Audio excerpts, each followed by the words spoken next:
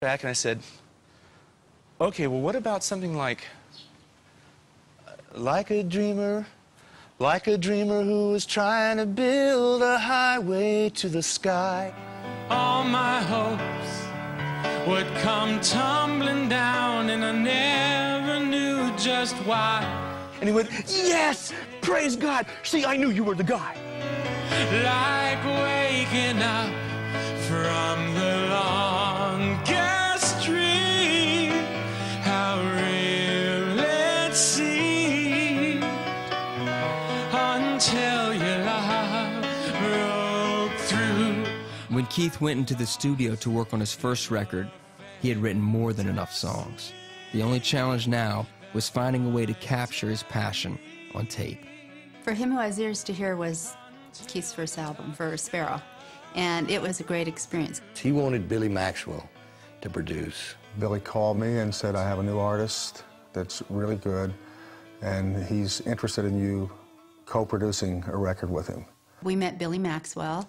Sparrow set us up with him. Keith told me right off, he said, well, you know, you're not my first choice to do this. I wanted Buck Herring, but I know we'd end up killing each other. By that time, I knew Keith well enough to know that that was never going to work. There was no such thing in Keith's mind as warming up to somebody. I'm not sure I want to work with you either. Check it out. So I got into the music with Keith, listened to his tapes, and they were really good, but they kind of reminded me of other records.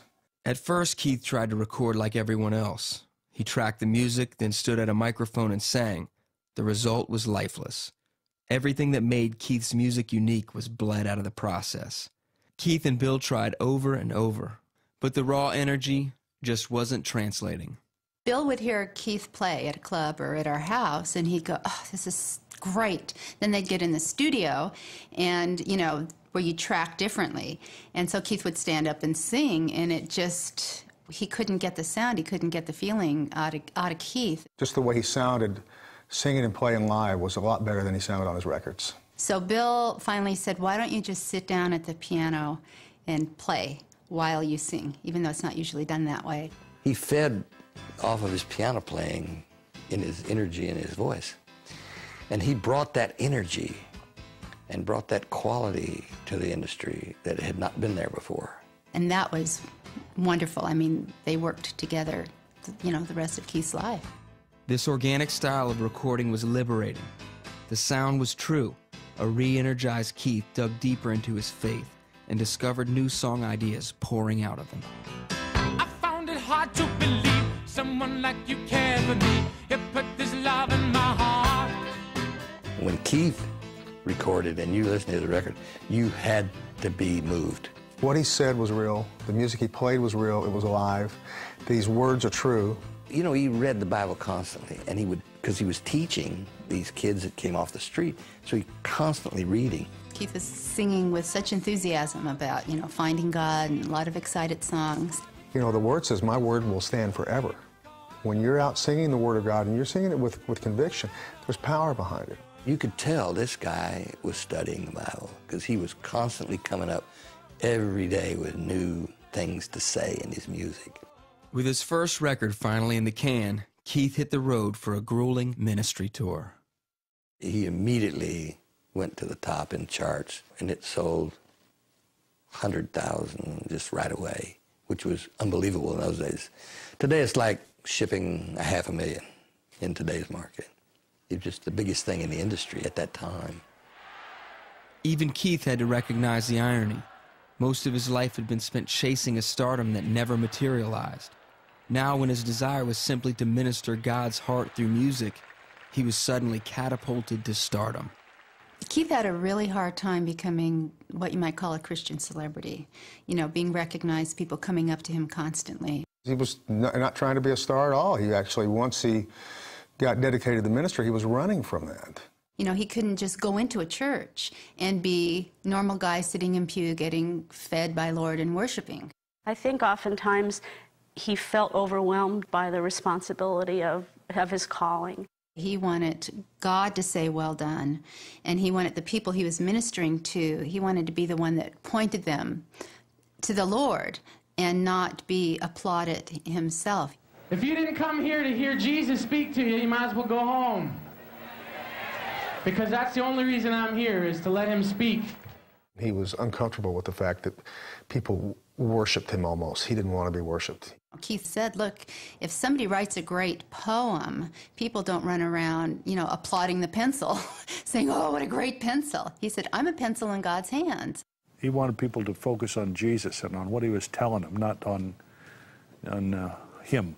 He wanted the Holy Spirit to come and for the atmosphere to remain one of ministry. He'd walk out on the stage, people would start applauding, and he'd say, you should be doing that for Jesus, not for me, and chew him out. He felt that the preaching and the message in the music was the most important thing. He didn't ever want to go and just do a concert. I want to tell you right now, I'm not afraid to say how you put this love in my heart, Lord.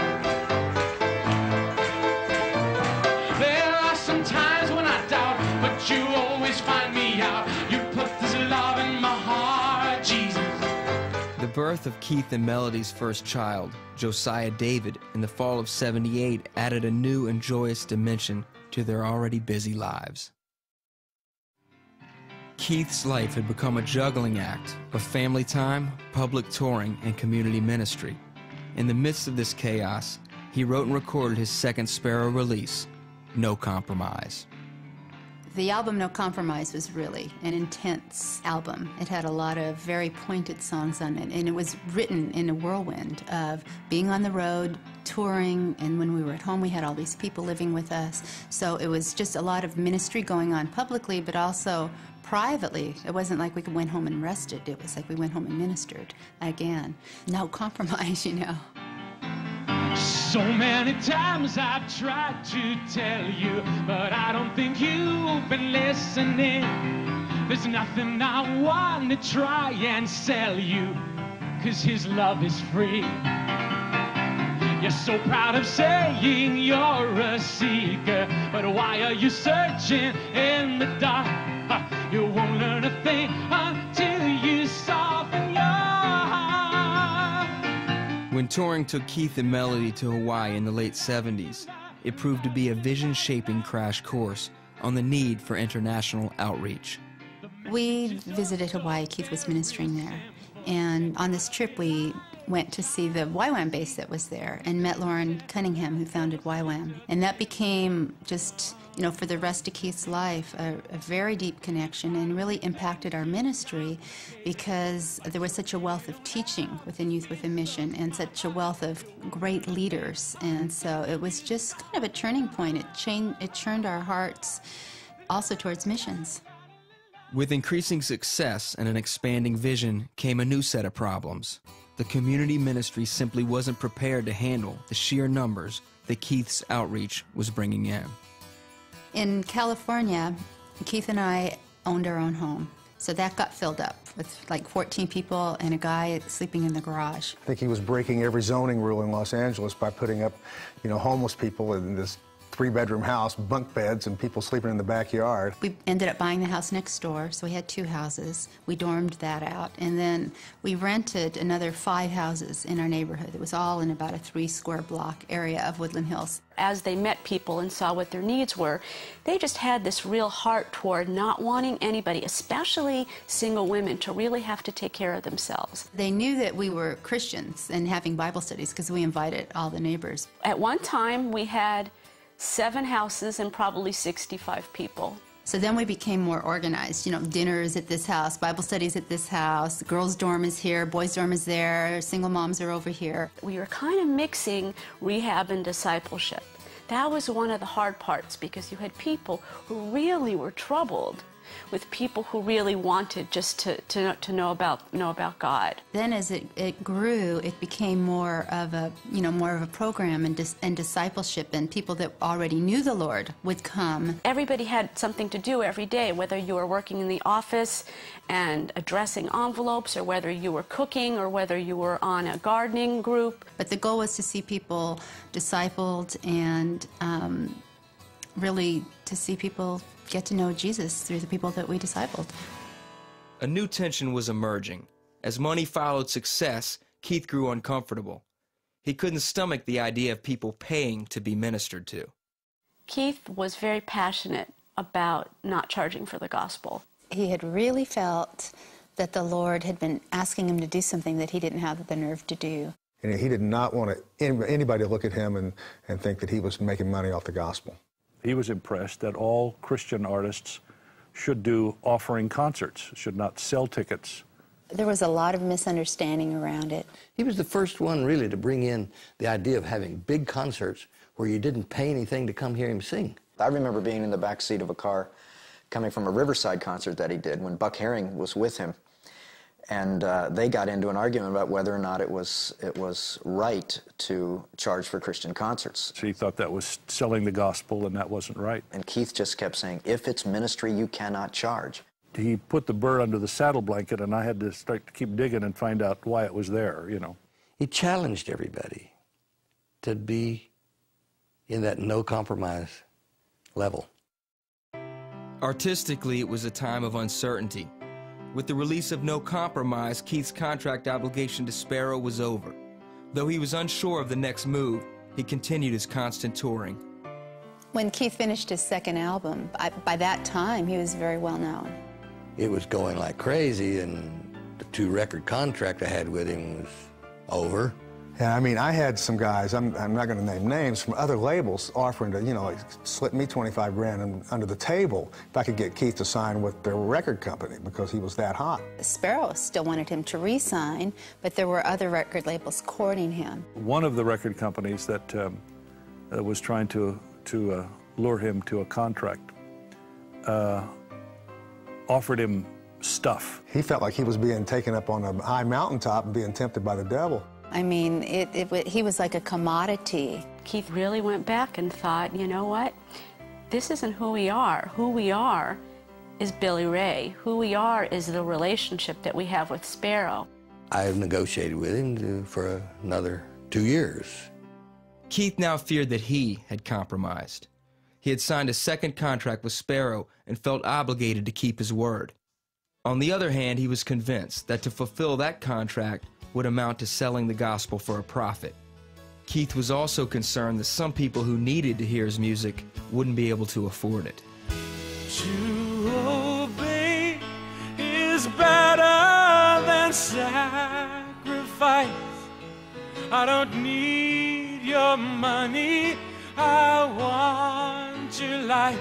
He was just conscience-stricken because he thought he really missed the Lord, even in re-signing with Sparrow. And he felt like he was not supposed to sell records. And he said, I've got to go ask Billy Ray if he'll let me out of my contract. I can still see him to this day on my back porch. You know, when you've gone to tell somebody something that you think is probably going to be bad news and they don't know it yet. And he said, I want out of my contract. Keith told him, you know, that he really felt like he missed the Lord, that he loved him. It wasn't a personal thing, but that he thought he was supposed to be giving his albums away. Well, that wasn't exactly what I wanted to hear. My biggest selling artist wanted to give his records away. You know, you could hear a pin drop for a minute. But I don't think it took Billy Ray very long. If God told him to do this, and he certainly is telling me to do this through Keith, and I had no other choice, really. I remember feeling really surprised that he released him so quickly and so easily, but at the same time, not so surprised. People think I was a great saint for doing that, but it was what God said, and you do what God says.